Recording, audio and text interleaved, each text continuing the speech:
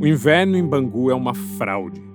Faz mais de 30 graus às 2 da tarde do segundo dia de agosto, quando eu chego a uma cadeia nesse bairro do subúrbio carioca.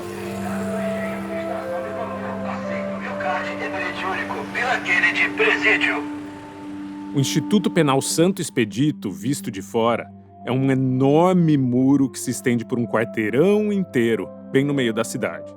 E ele é novo. Até uns 3 anos atrás, funcionava ali uma instituição para menores infratores. Antes, as construções de tijolinho à mostra também já foram uma escola. Em 2023, o conjunto de prédios é um presídio, com capacidade para 704 detentas, todas mulheres, e tem salão de beleza e quadra poliesportiva. Ela veio de lá para cá ou ela rodou aqui no Rio? Já conseguiram botar as coisas para ela, uma roupa? É o que nós estamos tentando descobrir. Dezenas de pessoas estão rentes ao muro enorme de concreto. Estão esperando para entrar. Um grupo se concentra numa barraca na frente do portão de metal.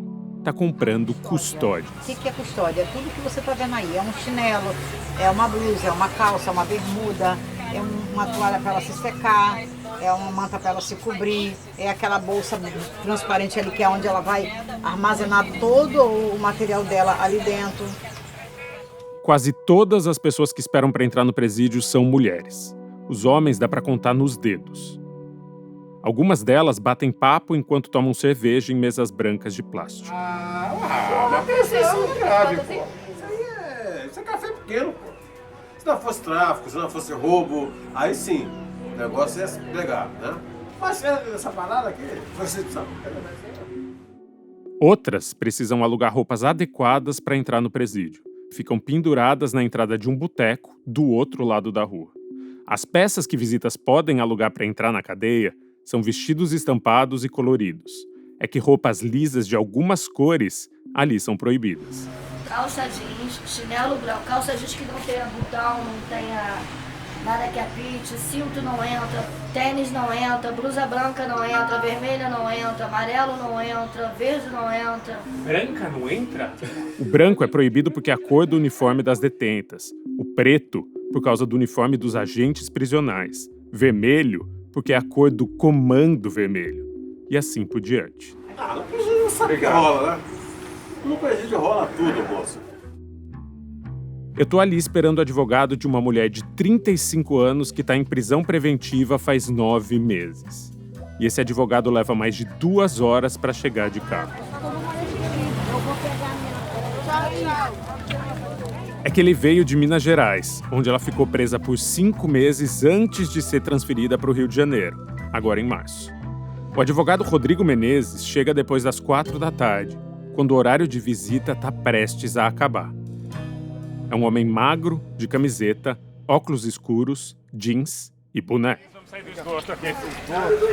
Eu pretendia ter chegado aqui de terno, tá? Fica tranquilo. Ele diz que só não tá vestido a rigor porque teve um imprevisto com seu cachorrinho de 3 meses. Aí tá, meu cachorrinho tá aí, de 3 mesinhos. E ele vomitou no meu terno.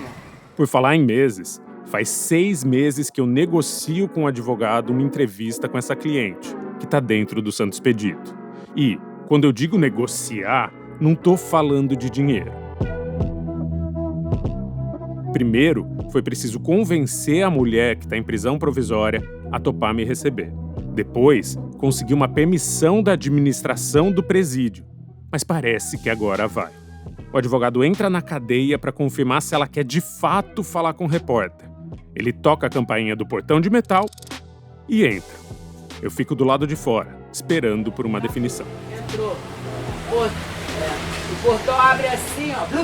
Entra, porra! Entra, pra sair. Não é assim que os polícia vai quando tá com raiva assim? Te peguei, né? Falei que uma hora de pegar a porra. Entra, porra, ainda chuta. É assim mesmo. Mas pra sair eles falam, eu abro ou não abro? Tô com medo. Eles ficam putos quando ganhar as meninas, alguma coisa ganhar liberdade.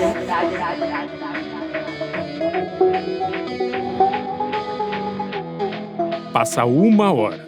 Depois da visita, ele avisa que sua cliente não vai falar, porque prefere esperar seu julgamento antes de vir a público. Tem medo de que uma entrevista possa influenciar a sentença. Mas o silêncio dessa pessoa não me impede de contar a sua história, que é pública e pública pra caramba.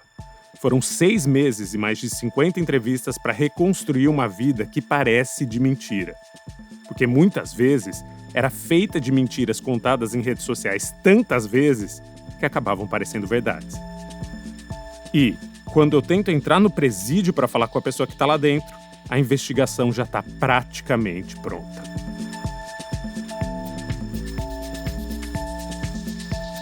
Essa é a história de uma brasileira que nasceu pobre e conquistou muito com a sua beleza, com a sua astúcia e com a ajuda das redes sociais, onde conseguiu criar uma realidade paralela diante de milhões de pessoas. E que, depois de vender uma imagem de rica, linda e bem-sucedida, começou a agir de maneira peculiar nas redes. I'm the Messiah. He's the king. We're gonna rule the world, but you're gonna be listening to me, him, like he is God himself. E que em 2022 virou a obsessão da internet brasileira. Hoje a gente vai falar sobre o caso Cate Torres. E hoje vamos falar sobre Cate Torres, a influencer curandeira. Essa série conta como essa brasileira chegou até Bangu, onde espera para ser julgada da acusação de ter traficado uma seguidora para os Estados Unidos. Mentira já é ruim por natureza, mas tirar vantagem de pessoas inocentes, isso é priceless. Não importa quanto dinheiro você tenha, não importa quem você seja, não. Alguém tem que parar.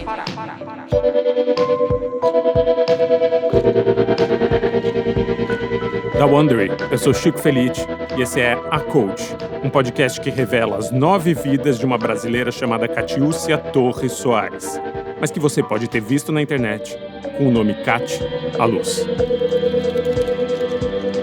Episódio 1. A Miss.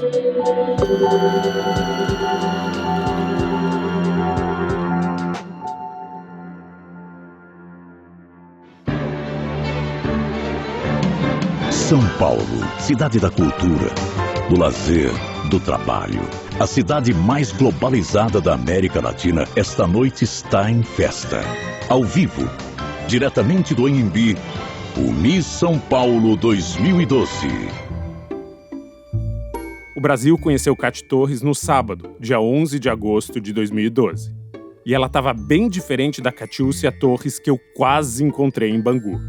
Nas imagens da TV, Cate é jovem e sorri, mas não se destaca. Ela está num grupo com 30 mulheres. Todas são jovens e magras. E todas estão em vestidos de gala quando entram no palco do concurso. E para apresentar o Miss São Paulo 2012, Adriane Galisteu. Uma a uma, as candidatas são apresentadas para os jurados e para o público. Cate, enquanto espera sua vez, dança Black Eyed Peas com um vestido de babados cor-de-rosa e uma faixa em que está escrito Caieiras. Ela nunca morou, nem sequer pisou nessa cidade do interior de São Paulo. Mas é assim que Adriane Galisteu apresenta a candidata a Miss a todo o Brasil, ao vivo, na tela da Band TV. Miss Caieiras. Cate Torres. A Cate tem 23 anos, 1,73 m, 88 centímetros de quadril e 86 de busto.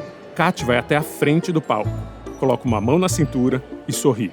Fica um segundo de frente para os jurados, entre eles Celso Camura, o cabeleireiro que criou o penteado curto de Dilma Rousseff. Encara a câmera e sorri. Ela parece à vontade com o sorriso. Não se porta como uma novata.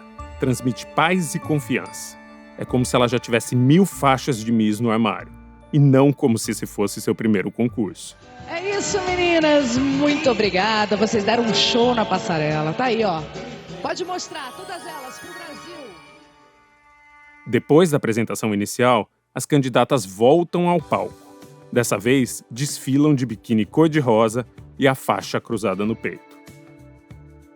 Cate anda de novo na passarela e se coloca no fim da fila de mulheres. E espera em silêncio, ereta, enquanto não sai o resultado das 15 competidoras que vão para as quartas de final. E nós vamos conhecer agora as 15 classificadas dessa noite. Miss Caieiras! Ao ouvir seu nome, ela leva as mãos ao rosto, sorrindo. A cena tem 2 pontos de ibope. Ou seja, Cate Torres nessa noite apareceu na sala de ao menos 100 mil lares brasileiros. Ela estava sendo mostrada para um país onde não morava mais. Nessa época, Cate já estava na Europa há anos. como mostra o vídeo de inscrição que Catiúcia Torres Soares fez para o Miss São Paulo, que é inteiro em inglês. Hi, I'm a model and I'm an actress. I'm Brazilian. O vídeo mostra uma mulher jovem, com cara de adolescente. Os cabelos loiros escuros estão escorridos até a cintura. Ela está de calça jeans e jaqueta de couro no inverno europeu. Cat fala por menos de 20 segundos. Diz que é uma pessoa de bem com a vida e que tenta sorrir o tempo todo. Depois, entram imagens dela cheirando uma rosa de plástico e abraçando um ursinho de pelúcia dentro de um antiquário.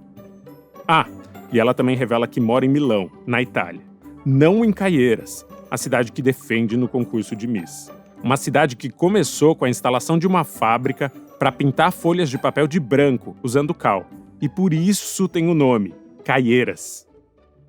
Para entender como a modelo acabou no palco do Miss São Paulo, é preciso falar com alguém dos bastidores.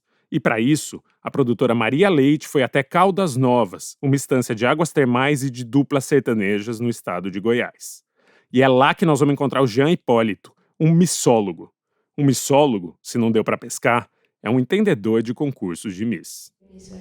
Nós abrimos as inscrições, eu falo nós como se eu tivesse uma equipe, né? Minha própria equipe sou eu mesmo. Mas falo nós para o estado inteiro de Goiás, né? Ou da cidade. O Jean é um sujeito de sorriso fácil. É espontâneo como nenhuma Miss pode ser. Até porque ele trabalha por trás das câmeras. O Jean é criador do Miss Teen Goiás. Eu abro as inscrições de meninas de 14, na época era até 20, até 19 anos, de 14 a 19 anos, pode ser 13, né? Porque o teen vem do inglês, né? 13, 14 e assim vai. Além de realizar os concursos de cidades pequenas, Jean também trabalha treinando as candidatas dos concursos maiores, regionais, estaduais e até nacionais. E uma das clientes dele era uma modelo loira que faria sua estreia no Miss São Paulo 2012. Uma jovem chamada Cat Torres. E também explodi assim, no estado acho que você vai lembrar dela. Preparei uma moça em São Paulo, representando Caieiras, juntamente com a coordenadora de lá. Então, foi onde eu conheci São Paulo, né? Onde eu viajei pela primeira vez de avião. Ela que pagou com tudo certinho. Ela vem me ver. A Cat Torres. Ah, sei. E que, infelizmente, atualmente, aconteceu todo aquele problema em si, né? Jean conheceu Cat 11 anos atrás, como quem recebe uma missão. Ela foi indicada para ser Miss Caieiras, então ela já ia disputar direto o Miss São Paulo. Os organizadores do evento avisaram que a jovem modelo tinha sido indicada por alguém, e que, por isso, entraria direto na competição estadual, sem nunca ter participado de um concurso municipal, ou de concurso nenhum. As regras desse tipo de concurso prevêem indicações. Eu conversei com 6 pessoas do mundo das misses, e todas disseram ser contra essa brecha. Normalmente, uma Miss tem que se inscrever primeiro num concurso do seu próprio município. Daí, se for eleita a mulher mais elegante da cidade, ela é mandada para a competição estadual. E assim por diante, até chegar no concurso Miss Universo. É como subir degrau por degrau. Mas Cat deu um salto na escada e meio que furou a fila. Ela nunca tinha competido e já entrou direto no concurso Miss São Paulo, o estado mais rico do Brasil. E essa seria só uma das muitas filas que ela furaria na sua vida. Dizem que as candidatas indicadas são geralmente filhas de famílias ricas ou namoradas de alguém muito influente. Já houve acusação de venda de vaga também, mas isso nunca foi investigado. E os organizadores de concurso negam que seja possível comprar uma candidatura. O Jean se lembra mais ou menos de onde veio a indicação de Cat para o Miss São Paulo. As regras do Miss Brasil, que estava na detenção da Band, a pessoa poderia residir em qualquer cidade, né? Mesmo se ela tiver ali 1 mês ou 2 meses. Acho que a Cat já estava em São Paulo, acho que ela estava de férias por alguns meses em si, por causa da família, por causa do silicone dela em si. Na época, ela era... não sei se era namorada de um dos donos, ou o dono, não sei, da Avianca. Mas Cat não era uma patricinha. Só herdou dos pais dívidas e traumas. Em sua biografia, Cat Torres escreve que faltava pão na casa da sua infância. E que muitas vezes ela se escondia debaixo da cama, com medo de apanhar do pai, que era alcoólatra. E 2 familiares dela confirmam essa informação. A família pingava pelo Brasil sem se fixar. Passaram pelo Pará, por Minas Gerais e pelo Rio de Janeiro, porque o pai de Kate não conseguia manter um emprego fixo. E a cada mudança, a jovem ia crescendo e se aproximando das mulheres que ocupavam as capas de revista nos anos 90. Era alta, era magra e era loira. E sua família viu na caçula uma possibilidade de renda. Sou os dois, modelo e atriz. E aí eu fui pra moda por causa da questão financeira, minha família não tinha dinheiro. Vai ser modelo para poder ganhar dinheiro. Ainda adolescente, ela foi morar sozinha no Rio de Janeiro. E, assim que completou 18 anos, se mudou para a Europa. Lá, se relacionou com homens ricos, como também conta nas suas memórias. O que nos traz de volta para 2012, quando ela voltou da Europa para concorrer no Miss São Paulo. Kate estava com 23 anos e fazia 5 anos que morava do outro lado do Atlântico. Ela nunca tinha pisado em Caieiras, cidade que ia defendendo o concurso. Mas, para se encaixar nas regras, Kate veio para São Paulo 1 mês antes do evento. E aí, então, ela passou, e lá em São Paulo podia, porque como tem muitas modelos ali dentro, né, não tinha importância. Agora, se fosse em outros estados, daria um probleminha, que tinha que ter no mínimo 6 meses de moradia ali. Entendi. Então, para São Paulo foi liberado. E deu-se um jeitinho da modelo, que nasceu em Belém do Pará, representar no concurso Caieiras, uma cidade em São Paulo. E Jean, que já treinou centenas de possíveis misses, disse que essa foi uma indicação acertadíssima. Deu super certo, então foi uma indicação.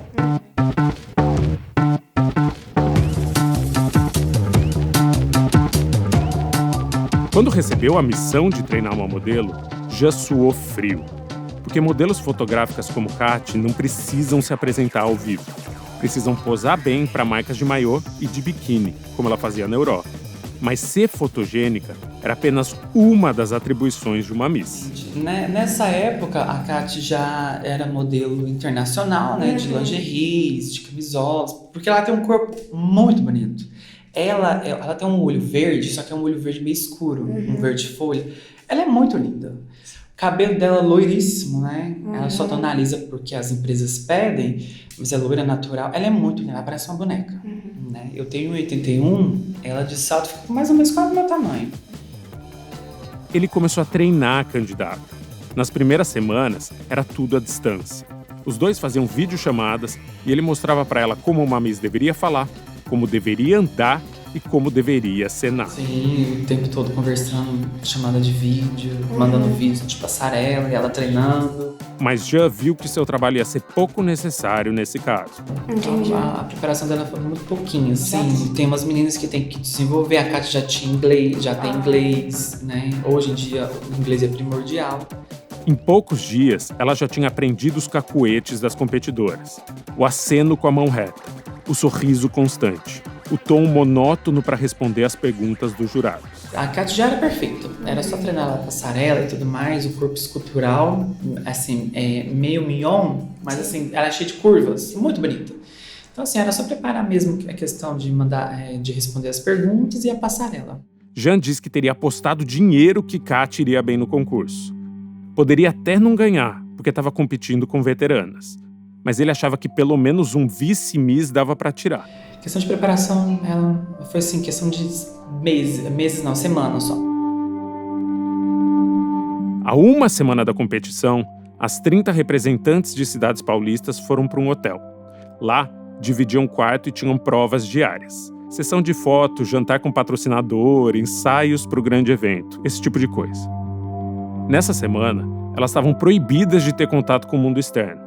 Era como se fosse um BBB com um elenco nada diverso de moças magras e sorridentes, quase todas brancas. Não, é assim, você sempre tem afinidade com as meninas, outras meninas de outras cidades, né? Então ela sempre ficava com a turminha dela, né? Cada um ficava com a sua turminha, que se identifica mais, às vezes, a companheira de quarto, né? Então ia pra cima e pra baixo com essas meninas, mas sempre foi na dela, nunca chegou a maltratar ninguém, não. O clima entre as 30 competidoras era, na maior parte do tempo, amistoso. Na maior parte do tempo. Ela era amiga das outras concorrentes? Sim, super amiga. Ela só tinha uma rival em época dessa modelagem em si, porque a Kate era a loira ali, né, Barbie e tudo mais. E tinha, hoje em dia a gente pode falar uma preta linda, a Isabel. Então elas eram um pouco assim, rivais uma da outra, né? Então a Kátia sempre ficou na dela, ela já não tenho nada contra, porque eu sempre fui chamada para os trabalhos, não posso fazer nada, né? Entre eu e ela, eu prefiro eu, óbvio. E tá certo. Só que uma postagem no Facebook de Kátia Torres mostra que a paz mundial talvez não reinasse nos bastidores. Na época, Kátia publicou uma foto com outra candidata. As duas estão abraçadas, mas a legenda demonstra algum mal-estar. Eu estou sozinha na foto, escreveu ela na época. Eu conversei com outras duas competidoras do Miss São Paulo 2012. Uma disse que Kátia era tímida. A outra disse que ela era snob, que não se misturava com as demais. Jean desconfia que as futuras misses tinham a inveja, porque a sua pupila chamou a atenção. Ainda mais porque a mídia estava em cima da Kátia, né? Os missólogos que a gente fala que é do mundo Miss estavam de olho ali na Kátia, então foi muito bacana essa repercussão que deu, mas aí despertou a tal da inveja em outras meninas ali. Jean é suspeito, porque está falando de um projeto profissional que é seu. Era ele o responsável por fazer daquela modelo uma Miss. E ele a defende com unhas e dentes muito brancos. Mas era uma gracinha, uma boneca, verdadeira, uma Barbie de fato. Na sua estreia no mundo das Misses, Kátia chegou até as quartas de final. A quarta de final do concurso é o que muitos missólogos consideram o ponto alto do evento, o desfile de maiô. Não confundir com o desfile de biquíni que veio antes. Todas as candidatas vestiam o mesmo body geométrico colorido e andavam para apreciação do público. Algumas delas não iriam para a próxima fase. A essa altura, o número de competidores já era 15, metade do inicial, e se reduziria a 10. Boa sorte, meninas. Ai, meu Deus. Vamos às 10 semifinalistas do Miss São Paulo 2012. Adriane Galisteu abre o envelope e começa a cantar o resultado, auditado pela Ernst & Young. Miss Jaú! E cada candidata chamada vai para frente da passarela, perto das câmeras e dos jurados. E a cada Miss chamada, o fundo do palco fica mais vazio. Miss Cordeirópolis! Miss Atibaia! A fila de vencedoras vai crescendo mais e mais. São José do Rio Preto! Miss Indaiatuba! As misses que esperam ser chamadas estão paradas como peças de xadrez. Não esboçam reação nenhuma, emoção nenhuma. Apenas um sorriso colado no rosto.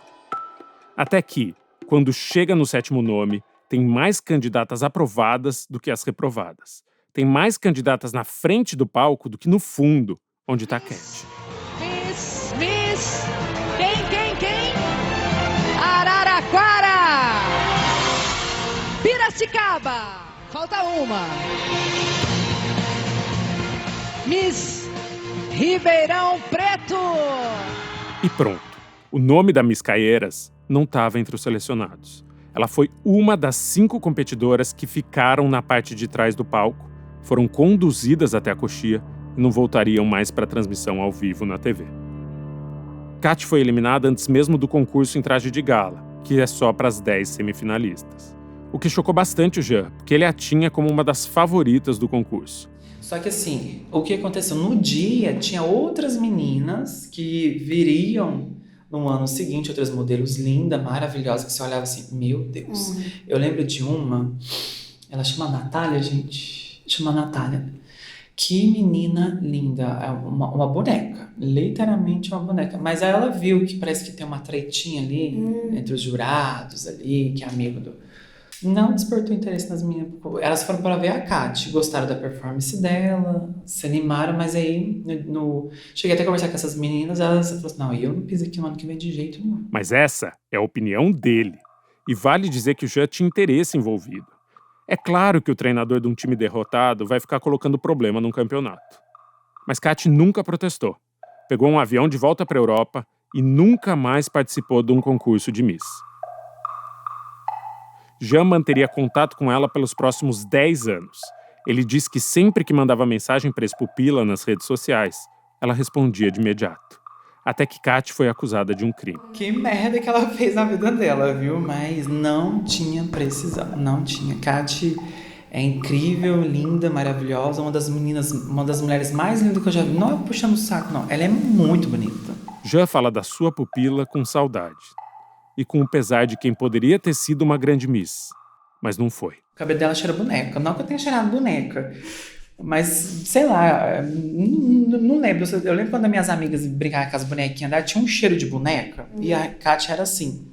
Cheiro de boneca. Muito linda. Antes de ir embora, Jean traça uma analogia para a vida da amiga. Acho que nem do vinho pra água, nem da água pro vinho. Foi da água pro esgoto. Porque, olha, eu vou te falar.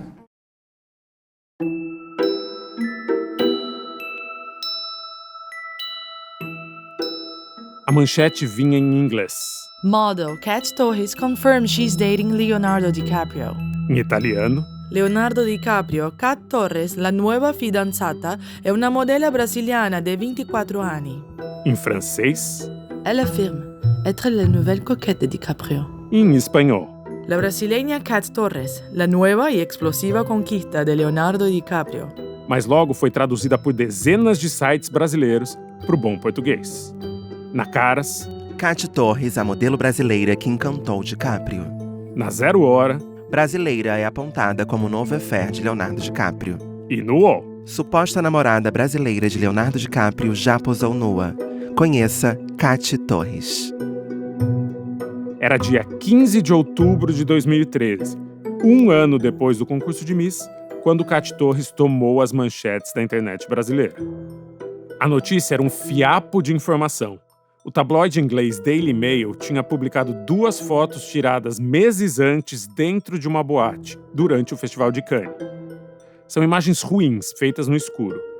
E as pessoas estão longe da câmera, o que faz com que a resolução seja quase pixelada. Mas, ainda assim, é possível reconhecer as 2 figuras. DiCaprio está de camiseta preta de manga comprida, corrente de prata no pescoço e uma boina que esconde seus olhos. Mas qualquer um que tenha visto o Titanic sabe reconhecer na hora a boca de Leonardo DiCaprio. Ao lado dele está uma mulher muito loira e ainda mais esguia. A mesma que apareceu no palco do Miss São Paulo 2012. É Kat Torres. Os cabelos presos num rabo de cavalo e o rosto pouco maquiado. Uma segunda foto mostra o ator andando pela boate, enquanto Kat vai um passo atrás dele, com a palma da mão direita apoiada nas costas de DiCaprio. A partir dessas imagens, a mídia começou a noticiar um namoro, por mais que os dois não tivessem se beijando nem se abraçando nessas fotos.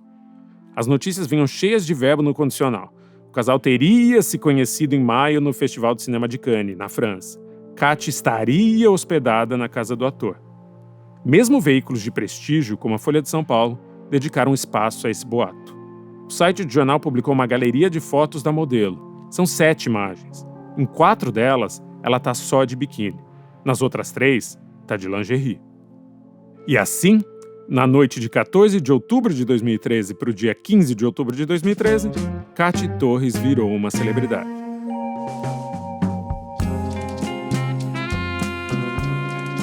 Ou quase isso. O jornal Extra, que na época vendia mais de 1 milhão de exemplares por dia, foi o primeiro e o único a conseguir ouvir a versão da brasileira. A entrevista ocupou uma página inteira de um dos jornais mais populares do Brasil. E, na verdade, era uma não-entrevista. No texto, Catiúcia não nega, nem confirma que estava de caso com o ator. Ela diz coisas como: Eu conheci o Léo em Cannes. Ficamos hospedados na mesma casa no festival. Em relação à foto, não sei como conseguiram, porque os seguranças deles ficavam em cima e ninguém pode chegar perto em nenhuma circunstância, revela a loura. Tá, ela afirma que tinha estado junto com o ator, que é famoso por só namorar mulheres de até 25 anos, uma idade em que ela ainda se enquadrava. Mas tinha um discurso liso na hora de comentar se teve ou não teve caso.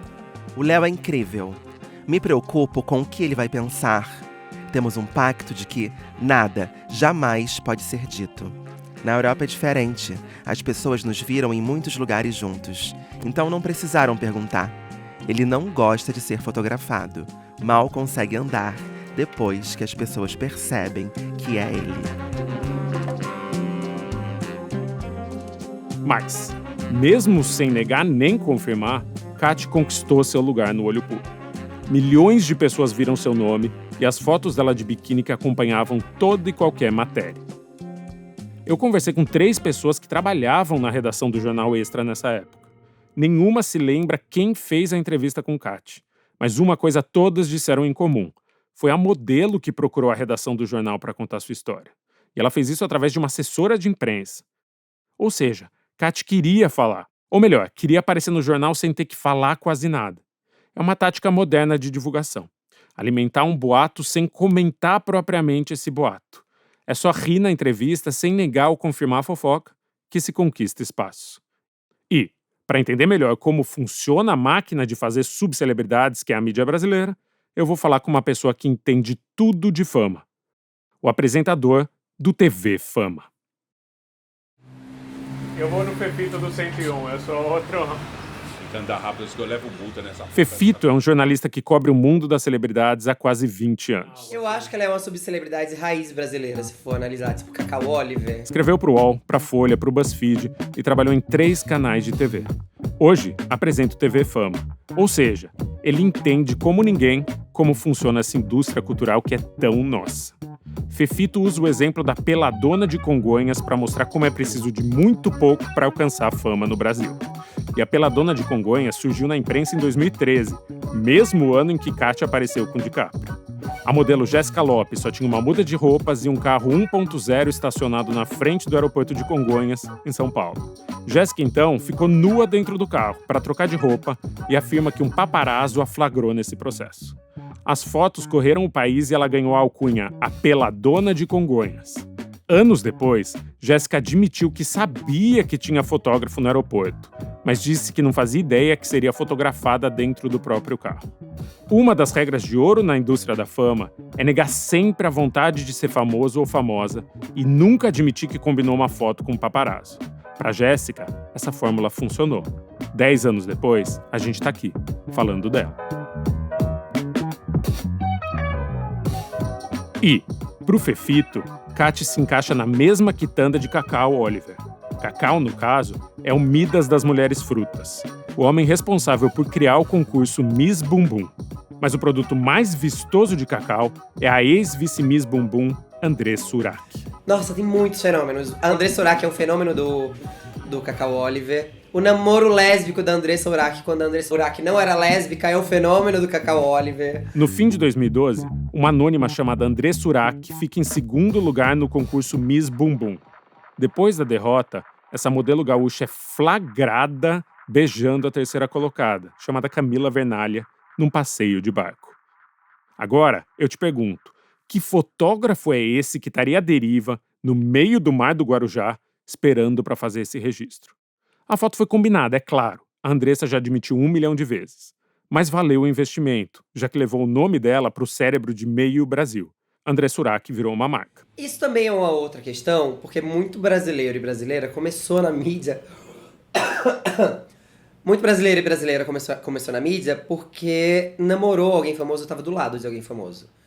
A Lisiane Gutierrez, que é uma outra ex-Miss Bumbum, também apareceu namorando Rod Stewart. Tudo bem que também acabou indo pra guerra da Ucrânia, pra militar na guerra da Ucrânia de algum jeito.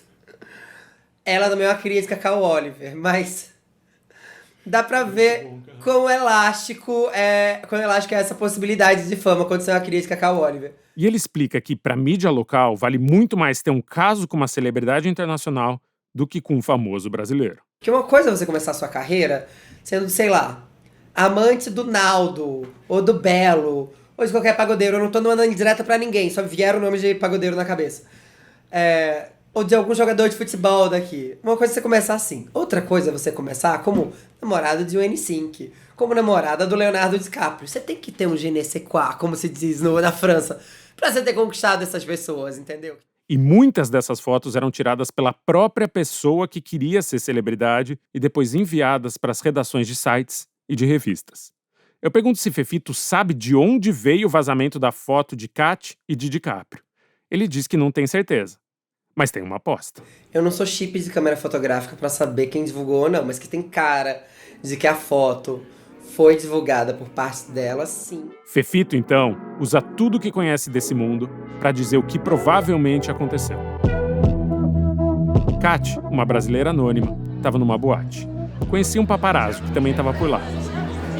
Avisa esse fotógrafo de que ia andar do lado de uma estrela de Hollywood. E meio que encomenda uma foto. Uma foto que pode valer milhares ou até dezenas de milhares de dólares quando for vendida para tabloides e revistas de fofoca.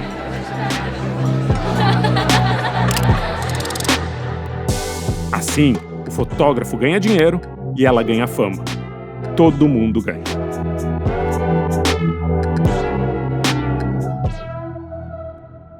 Outro fator que ajudou na popularização dessa fofoca foi o fato dela ter saído primeiro num jornal britânico. Ou mesmo olhar para ele, falar com ele, eles não estão interagindo na foto.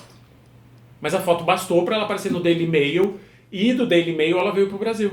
Foi só aí que os sites e jornais brasileiros passaram a dar mais atenção e credibilidade para essa história. Tudo é um plano de marketing hoje em dia. Literalmente tudo é um plano de marketing. Eu desconfio até das traições que eu vejo.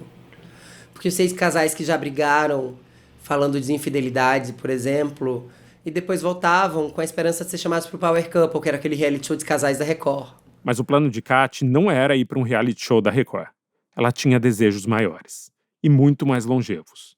Nem por isso estava cozinhando em fogo baixo. 2 dias depois de aparecer na mídia, Kat se viu numa segunda onda de notícias. Mas dessa vez, eram notícias desmentindo o caso. A desconstrução começou com o Page Six, que é uma coluna de fofocas bem respeitada nos Estados Unidos.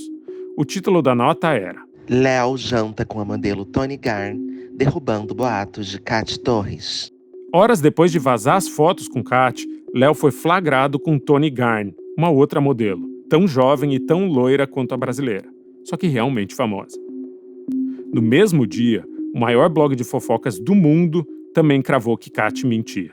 O blogueiro Perez Hilton fez uma investigação e, usando foto dos dias em que DiCaprio tinha sido flagrado com Toni Garn, afirmou que seria impossível ele e Kat terem namorado. No máximo, tinha sido um lance de uma noite só. Um famoso pente vaza. Daí, os mesmos sites que tinham dado a notícia passaram a publicar notas afirmando que o caso era improvável. Não tinha acontecido. Amigos de Leonardo DiCaprio desmentem namoro do ator com Kat Torres. Só que o estrago estava feito. Ou melhor, a fama estava feita. O nome de Kat Torres tinha rodado o mundo. E ela tinha conquistado um título que é usado até hoje pela imprensa. A ex-suposta namorada de Leonardo DiCaprio. Era um factoide. E essa estratégia de marketing viria a se repetir muitas vezes na carreira de Kat. A foto era real. Ela de fato esteve no mesmo ambiente que Leonardo DiCaprio em uma noite de 2013. Só que o recorte que se fez dessa realidade era o mais conveniente para ela conquistar fama.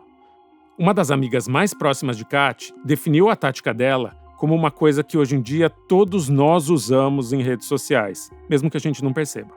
Ela disse o seguinte: sabe quando a gente vai para a praia no Rio de Janeiro e espera as pessoas passarem para bater foto com o Morro dos Dois Irmãos no fundo e parecer que a praia é só nossa? Ela faz isso o tempo todo. Ela pega a realidade e faz parecer uma coisa muito melhor do que ela é de verdade. E o fim da reportagem do Jornal Extra terminava com uma promessa. A Bela trocará Paris por Manhattan para tentar a carreira em Hollywood. Me mudo em 3 semanas e vou contratar o melhor professor particular de lá. No próximo episódio, de Coach. Eu também já notei de cara que ela era muito profissional. Porque tem modelo que demora muito tempo para ficar pronta, mas ela não.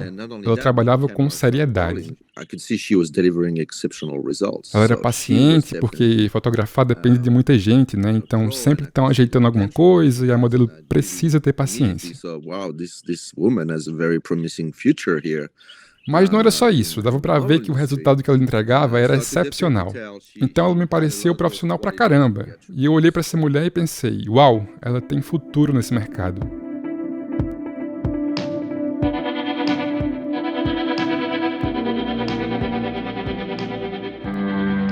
Quer ouvir antes os próximos episódios de A Coach? Você pode. É só baixar o aplicativo do Amazon Music que eles saem lá primeiro. Você pode ouvir de graça. A Coach é um podcast da Wondery produzido pela Pachorra Felice, áudios, livros e filmes. Eu sou Chico Felice, diretor, roteirista e apresentador. A produção é de Otávio Bonfá, Beatriz Trevisan e Maria Leite. A Mariana Romano fez o tratamento do roteiro e a montagem, com assistência de edição de Pedro Tambellini. A música é da Mariana Romano e da Epidemic Sound. Pela Wondery, a produção executiva é de Fábio Silveira, Jessica Redburn e Marshall Lewy. A arte de capa é de Catarina Pignato. Pedro Fida é responsável pelos Business Affairs. A dramaturga e atriz Maria Lucas lê as manchetes dos sites de fofoca. Esse episódio usa áudios da Band TV. Muito obrigado por ter ouvido. Eu posso pedir que você siga o podcast na sua plataforma. E se achar que a gente merece, dê 5 estrelas para a série. Um abraço e até semana que vem.